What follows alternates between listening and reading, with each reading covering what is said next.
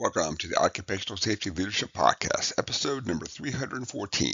In today's episode, we're going to talk about another reason why corrective actions stall. And this is a pretty big one. So, lack of follow through. So, in the previous one, we talked about a lack of ownership, where somebody just vaguely says it's owned by safety, it's owned by production, it's owned by, you know. Today, we're going to follow we're going to talk about lack of follow through. So, and many times lack of follow through happens because we start a project, we're, we're correcting something, whether that's a hazard or maybe it's just purely a documentation thing, but something has to be corrected. And we're all for it and we have a lot of energy and there's a spotlight on it.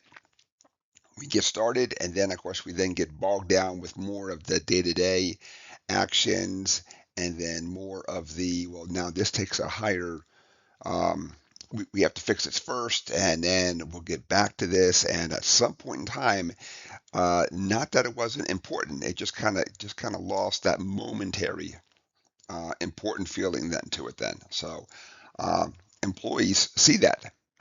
But what they also see is that, well, I, I should say employees see only what you show them. And then when they see, I saw a bunch of action, he told me he was going to do this. Well, I don't see anything, which is bad. And not just that, but now he hasn't even come back to say this is what the status is. Or even worse, you said, yeah, I'll fix it. And then you forgot to even write it down and get started then. So one of the big things, of course, that I found with lack of follow through, and some of it is with myself. I know that for me, I get going on certain things and I literally have to have reminders and say, I must talk to the following people on the following intervals because sometimes it's really easy to fix something. Other times you got to have some money, you need some time, you need things to go back and fix things. So, like in the previous one, we talked about where we were going to fix something, we had to order a part, and it was going to take, got an example, I can't remember if it was like 8 or 13 weeks. But whatever the time period is, if I sat down, didn't get back with the person, or just said, "Oh yeah, we're ordering parts," you know. Well, that's kind of vague. That doesn't really give them a good feeling. What that just kind of says is, "All right, cool. They heard me. They're ordering parts." Well, I still haven't seen anything happen in a number of weeks. So follow through, talk to people.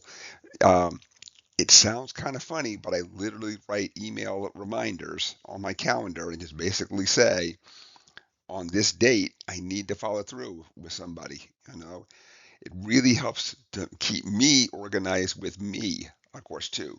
Because we'll talk about in one of the future episodes, one of the big things that's taken me a really long time to sit down and figure out is that need to fix everything at all times.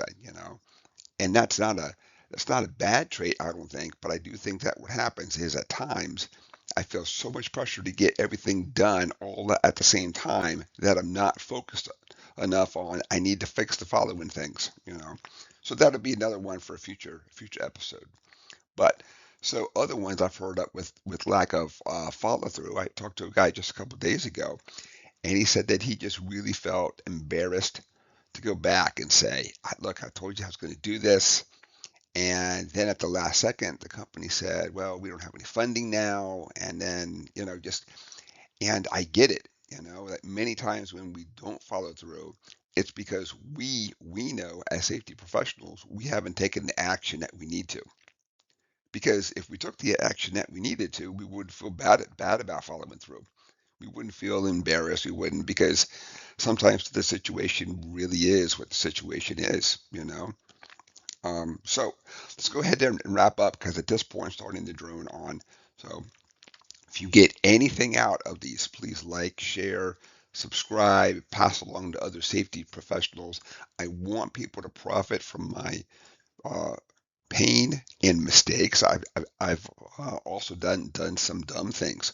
So if we can help stop people from doing these and going down the road, time and money is not endless. I want everybody to be a better safety professional than I was out there. With that, let's wrap it up. Thank you for joining me. My name is Dr. David Ayers. Have a safe day.